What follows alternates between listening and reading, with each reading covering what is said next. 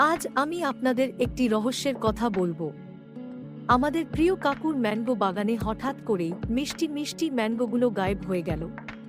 কাকু খুব দুঃখিত। আমি তিতলি ঠিক করেছি এই রহস্য সমাধান করব। প্রথমে আমি কিছু চিহ্ন খুঁজে বের করলাম। মাংকির পায়ের ছাপ, কিছু ম্যাঙ্গোর খোসা আর একটি পালক। বুলু, আমাদের বন্ধু কাক, বলল সে রাতে মিন্টুকে গাছের চারপাশে ঘুরতে দেখেছে। কিন্তু মিন্টু তো বলছে সে কিছুই চুরি করেনি।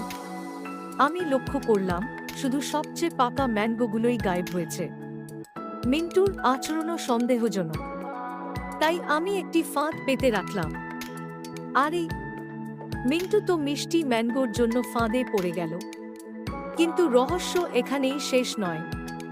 মিন্টুর লুকানো জায়গায় আরও ম্যাঙ্গো পাওয়া গেল, আর বুলুর পালকও সেখানে ছিল। আমরা সবাই মিলে হাসলাম এবং শিখলাম কখনো কখনো লোভের কাছে হার মানতে হয়।